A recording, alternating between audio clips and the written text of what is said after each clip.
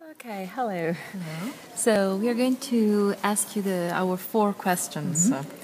The first one is, which is your first memory related to dance? My first memory related to dance. I started dancing quite young. I think I was 6 years old. And we created a show. It was with a teacher in New York, actually. And it was a teacher, there was a dance where there was the waltz of flowers, and we had amazing costumes of flowers. I really loved the costumes. And I remember this show very well. Yeah. Okay. The second question that you can also perform if you want to answer. So, which are, if you can choose 3 steps or 3 movements that in this moment represent dance for you, which one would you choose? Oh my goodness. I don't know. I think it's very hard to say. Movement, I just have movements that come. Or maybe the first 3 that comes to your mind. I think, with dance always there's for good and for less good.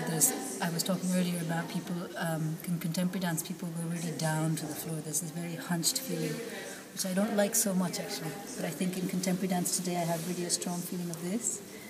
And they also, people use a lot of their head. They swing the head a lot. So this kind of sweeps over the head, I think. Otherwise, actually it's funny because each movement I'm thinking of, I think of as negative. I don't like them so much. But also kind of very straight arms. There's something very negative for me.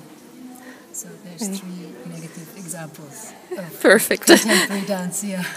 Perfect. Third question. Which is the soundtrack of your life? You can sing or hum if you want. The soundtrack of my life. Well, I don't really have a soundtrack, but I have a friend who he composes music for theatre, and I once told him that I would like him to compose the soundtrack for my life. So I can't sing any of his music, but I think he's someone who I think very highly of, and I would like to have a soundtrack of my life, composed by him. So we will wait for it. We'll wait for it. And if in this moment you could choose someone to dance with, who would you ask for it?